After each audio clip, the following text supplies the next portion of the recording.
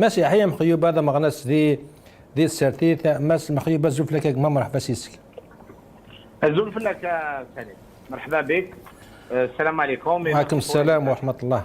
ماس مخيوب يعني لو ديباتور اللي تمرتنا اون بارل ميم دي شيفر يعني هضره لي شيفر كون كومونيك سي دي فري شيفر نغالا دونك سي كذا قبل مقارنه تمرتنا يا مونسونج ديتا انتر بارونتيز d'après quelques professeurs, d'après quelques militants. Ici, il y a vraiment un mensonge, une manipulation des chiffres. Dans quel but? Est-ce que c'est pour ne pas faire peur à la population? Chaque pouvoir, il essaie de calmer la population, donc il fallait mentir. Il y a d'autres buts, d'après vous?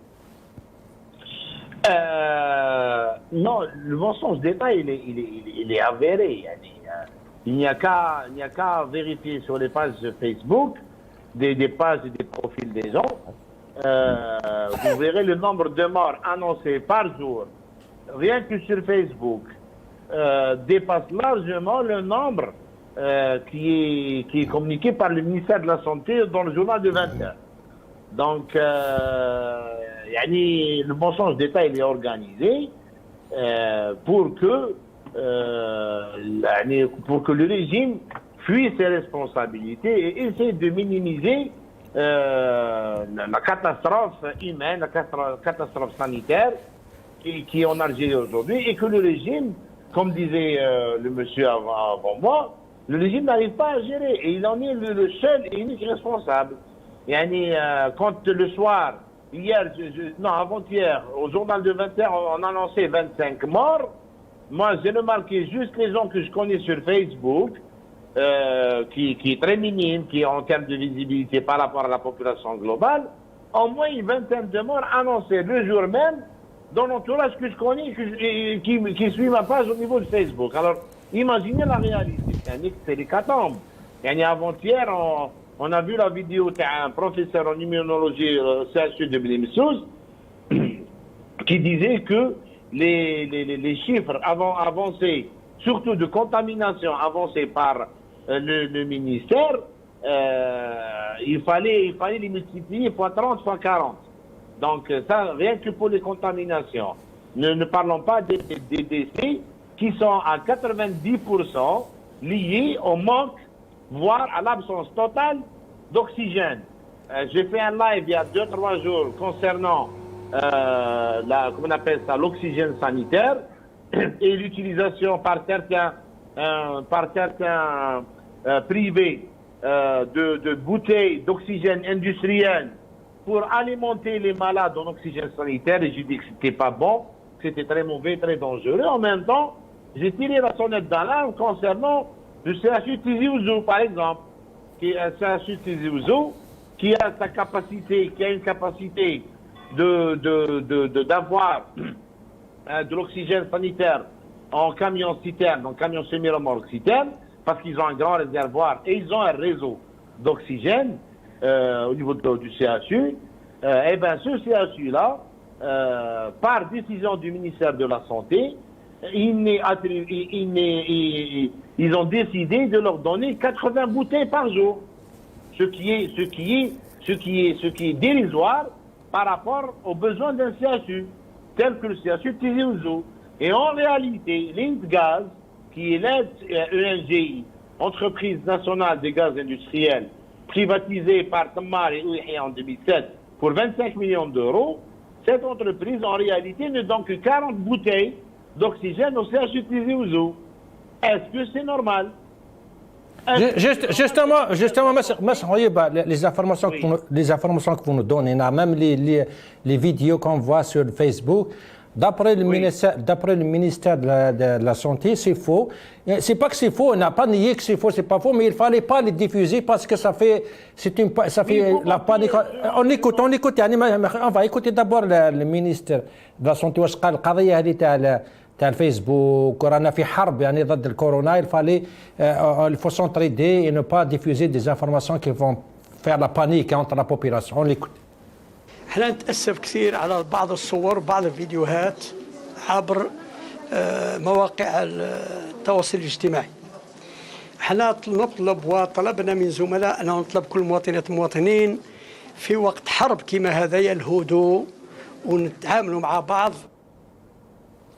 Il demande الهدوء، رانا في حرب، يعني il nie pas, il ne dit pas qu'on casse des fausses vidéos, mais il fallait pas les diffuser parce que ça va justement dégénérer une panique entre la population. هذا هو الرأي تاع المينيستر لا سونتي. واش رايك Vous me laissez juste terminer, j'ai deux choses très importantes. Alors, quand le ministre de la Santé يقول, est-ce que je peux m'exprimer en arabe? Est-ce que ça pose pas de problème? Bien sûr, bien sûr. Merci. عندما وزير الصحة يصرح أن الجزائر في حرب صحية ضد هذا الوباء. أولا عندما تدخل إلى حرب لازمك تجهز روحك وتحضر روحك لدخول هذه الحرب. وإن لم تحضر نفسك للدخول إلى هذه الحرب يعني أنت راك خاسر هذه الحرب. وزارة الصحة الجزائرية والنظام الجزائري يعلمون ويعرفون وباء كورونا منذ مارس 2020، يعني قرابة سنتين. حتى من عندها 48 ساعة ويخرج وزير الصحة في التلفزيون ويقول الله غالب رانا قررنا أن نستوردوا 6000 جهاز شحن الأكسجين، يعني كومبريسور دأكسجين 6000 جهاز حتى توصل في الأيام القادمة.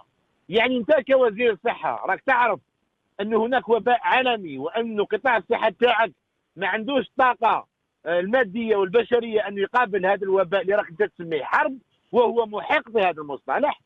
عام ونص ولا قريب عامين، واش كنت تدير أنت يا وزير الصحة؟ واش كانت تدير وزارة الصحة التي تنتظر حتى الحملة الثالثة أو لا تخوازيام فاغ دو دلتا حتى تقرر أنها تستورد 6000 جهاز تاع شحن الأكسجين أو ضغط الأكسجين؟ يعني لو طون القرار يخرج، لو طون كيخرجوا دراهم، لو طون يلقاو الفورنيسور، لو طون 6000 جهاز يدخل العاصمة، لو طون يسربيوه 48 ولاية، يموتوا المئات والالاف من الجزائريين. ماذا كان يفعل هذا الوزير وماذا كانت تفعل هذه الوزارة؟ منذ يومين في جريدة الثامنة، الجريدة المصورة وفي الأخبار المصورة للتلفزيون الرسمي، نشوفوا وزير الصحة يتكلم كلام لا أساس له من العقلانية. يذهب وزير الصحة رفقة وزير المجاهدين.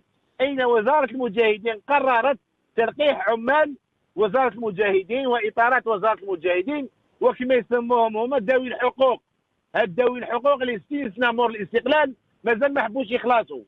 وزير المجاهدين حاضر وهناك تغطية إعلامية للتلفزيون الرسمي، وشكون حاضر معاه؟ وزير الصحة لابس بدلة لابس كوستيم ويضحك وفرحان. من بعد الموضوع يمر التلفزيون الرسمي إلى حملة تلقيح في وزارة التضامن الوطني اللي ترأسها السيدة الوزيرة كريكو، التي نسيت أنها مسؤولة على الشعب وليس على عمال الوزارة، والتي قررت تنظيم حملة تلقيح لعمال وإطارات وزارة التضامن، وهي تحضر والكاميرا تحضر. وشكون حاضر مع الوزيرة كريكو؟ وزير الصحة. يعني هذا وزير الصحة اللي راه يقول بلي رانا في حرب، اللي راه في حرب هذا فارغ شغل، يروح يحضر حملة تلقيح في وزارة المجاهدين وحملة تلقيح في وزارة الصحة باش يبان في التلفزيون. هذا وزير الصحة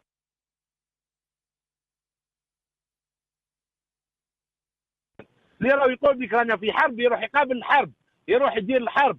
اللي راه يقول بك راني في حالة حرب ما يلبس كوستيم كرافطة، ما عندوش الوقت يزير الكرافطة على العنق تاعو، ما عندوش الوقت يروح يدير السينما في التلفزيون الرسمي باه يبان بلي راهو خدام.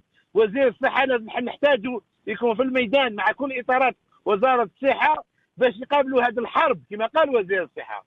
وزير الصحة يلبس كوستيم ويروح يدير المهرجانات التلفزيونية باه يبان ويقول رانا في حالة حرب. هذا وزير فاشل، وهذه وزارة فاشلة، وهذا نظام عسكري فاشل، لأنه الأساس هو النظام الجنرالات الذي فرض علينا الرداءة في كل المستويات، على مستوى وزارة التضامن، على مستوى وزارة الصحة، في كل مستوى. نعطيك أنا معلومات رسمية. هل تعلم أخي سليم وزير الصحة الذي يقول أننا في حالة حرب يفتقر إلى خريطة أو كارتوغرافي للصيدليات على المستوى الوطني؟ تدخل لك هذه في عقلك؟ Le ministère de la Santé n'arrive pas à avoir une cartographie exacte des officines au niveau national. Encore plus grave, le ministère de la Santé n'arrive pas à avoir une cartographie des hôpitaux et de tous les centres médicaux au niveau national, sachant que لي ترافاير العمال تاع هذه المصحات المحليه ولي ديسبونسير ولي سونتر دو سونتي خالفين سواء من وزاره الصحه او من مديريه الصحه على مستوى الولايات، ما يعرفوهمش والله ما يعرفوهم. يعني حتى باش يديروا حمله وطنيه للتلقيح يحوسوا على الكارتوغرافي دي انستيتيوشن سانيتير او نيفو ناسيونال في 2021 والله ما عندهم. وهذه معلومات جاتني من وزاره الصحه، من اطارات وزاره الصحه، يعني ما رانيش نضرب في خط الرمل. يا هل ترى هذه الدوله؟ يا هل ترى وشنو هاد الناس؟ كما قالوا الناس البارح في لي ريزو سوسيو، بعد ما كوتيزينا باش نعاونوا روحتنا في ازمه كورونا لازمنا نكوتيزيو من بعد باش نشريو دوله. ما عندناش دوله يا ناس، ما عندناش دوله. الرداءه على في كل المستويات. يعني كي يجي وزير الصحه رديء كيما هذا يقول لك انا في حاله حرب وهو يروح يدير حملات تلقيح في وزاره المجاهدين ولعمال وزاره التضامن. يعني التضامن البيدجي تاع المينيستير دو سوليداريتي ياكلوا الخدامين تاع المينيستير دو سوليداريتي، لي كادر تاع المينيستير دو سوليداريتي. هذه دوله هذه خويا سليم. هذا نظام نقدروا نتكلوا عليه يداوينا ولا انه فين بريفونسيون كونتر الكوفيد. ولاو اليوم الجمعيات والمواطنين يطلعوا للصين لفرنسا لتركيا باه يشريوا لي ريسبيراتور لي كونسونتراتور دوكسيجين. اين هي الدوله؟ شفنا في ام بواقي منذ 3 ايام الوالي تاع ام بواقي يقول لك 8 ملاير تاع يكون احنا نمدوها للفرق الرياضيه نمدوها للصحه. نعم، ولكن وراهم الولات الاخرين. يعني وراهم دراهم الدوله هذه 1000 مليار دولار. البارح قال لك عندنا 45 مليار دولار ريزيرف دي شونج. وين راهم هاد 45 مليار دولار ريزيرف دي شونج؟ حتى ينتظروا التضامن تاع الشعب في الجزائر وفي الخارج. انا نحيي المواطنين والمواطنات اللي راهم في الجزائر، اللي راهم في فرنسا، اللي راهم في بلجيكا، بريطانيا، الولايات المتحده، اللي راهم في تركيا، اللي راهم يشريوا لي كونسونتراتور دوكسيجين ويبعثوهم للشعب الجزائري. نطلب، انا سمعت انه ارالجي الخطوط الجويه الجزائريه راهي دايره الشحن مجاني من اسطنبول الى العاصمه لاجهزه الشحن الاكسجين. كان ان فول باغ سيمين. نطلب منهم هذا المنبر الى لي ريسبونسابل تاع الجيري ولا لي ريسبونسابل تاع الدي ار اس راهم يسمعوا فينا يزيدوا ان اوتر فول ولا ان تروازيام فول جوست بور لو كارغو نتاع هاد الريسبيراتور لي كونسونتراتور، باسكو راهم متواجدين في تركيا باسعار ارخص من فرنسا او في اوروبا الغربيه، لان لقيناها 1200 1300 يورو لو كونسونتراتور. في تركيا لقيناهم 400 450 يورو لو كونسونتراتور دوكسيجين. لو كان يعاونونا غير بالنقل يزيدونا ان دوزيام ولا تروزيام فول او موان بور اسومي لو ترونسبور. اي بي ما كانش غير الجي يفوك يفوز دي فول على قسنطينه، على وهران، على تلمسان، على ورقله، على اضرار، لانه الجزائر ماشي الا العاصمه. باه يخليوا الجاليه تعاون الشعب، لانه انا نشوفوا الدوله هذه راهي غايبه على كل المستويات. يعني بعد هذه الازمه ان شاء الله on va la dépasser avec le moins de victimes possible. Il faut qu'on se pose sérieusement la question, est-ce que c'est un État ou là est-ce que c'est des voyous qui nous gouvernent? ربيع تنميتك مسيحيه مخيوب بلا مغنسه سي فرنسا تنميه مقرات بارك الله فيك. ما يعطيك الصحه، بارك الله فيك انت.